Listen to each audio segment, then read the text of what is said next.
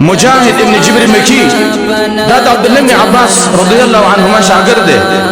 دا مجاهد یو ورځ راغی د خپل استاد ته ویل عبدالله ابن عباس ته چې زه ستانه تپوس کوم تپوس مې دا دی چې دا جهنم به څومره پراخی دا تپوس نه کوم. وای عبدالله ابن عباس ورته ویلي وای چې ما ته د دې پته شته دی اجل والله قسم په الله چې د جهنم د دې غټوالي پته ما ته شته دی خو زه به ته دومره خبره وکړم دا یې ځکه چې ان بین شحمة اذن احدهم الى عاتقه وای د یو جهنمي د دې غوږ د دې نرمۍ نه تر دې څټه پورې مسیرة 70 عاما وای د دې غوږ د نرمۍ نه والا تر دې څټه پورې د 80 کالو مسافه به د 80 کالو مزل په اندازه باندې دومره اوږدوالی به د دې جهنمی د دې د غوږ د نرمۍ نه والا تر د اوږې پورې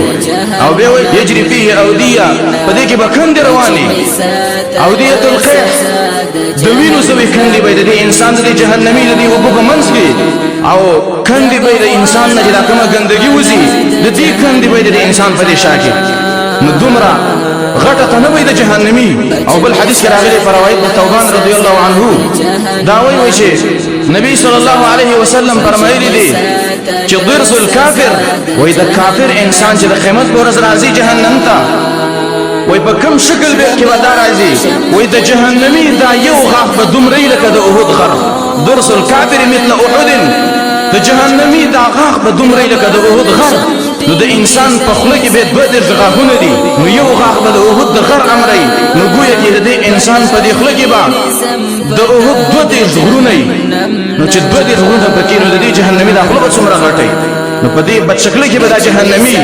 او به وای چې وفخذه مثل ورقان یا ورقان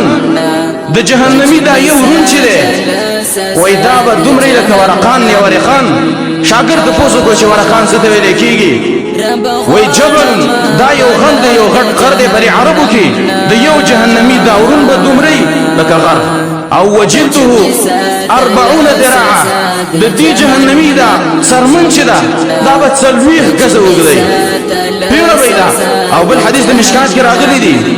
د دې جهنمي انسان دا سرمن به دومره پلنې چې په 3 ورځو مزل کې به دا انسان را لاندې نه کی دومره به د جهنمي انسان دا سرمن پیړې. او بل حدیث کې راغلی دی پر روایت د ابو سعید خدری رضی الله عنه دا وایي چې د قیامت ورځ د کافر انسان او د جهنمي انسان دا مقعد دا شاته ایسو لا کوناټي دا دومره غټي چې مسیره 3 ایام د 3 ورځو د مسل په اندازه باندې به د جهنمي انسان دا شاته ایسو غټي په دې شکل کې به دا جهنمي او ارغاق د جهنمي با د اوهد د غر امري او وفخذه مثل ورقان او د جهنمي دا یو رون به دومره لکه د ورقان غر په دې شکل کې به دا جهنمي. د دوه جن حدیث کې راغلی ورځ عبدالله بن مسعود رضی الله عنه دا آیات ورسلو چې وإذا الجحیم سعرت کله چې جهنم بل کړی شي و عبدالله بن مسعود رضی الله عنه ویلي و د جهنم دا اوره دا زر کاله بل شو و حتى بيضت زر کاله بعد د جهنم ورته سپین واوخته و به د جهنم ور زر کاله بل شو و حتى احمرت تر دې ورې دا تکسر واوخته او به زر کاله د جهنم دا ور بل شو حتى سوت تر دې ورې دا جهنم ورته تور شو او فهي سوداء مظلمه د جهنم دا ور وای وسره وای تک تور دی او د تیرې والا ور دی دا وای تور ور دی د جهنم او ډېر څه ور دی.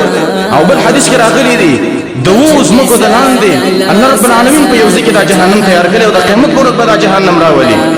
بچ می ساتل سزا د جهنم نا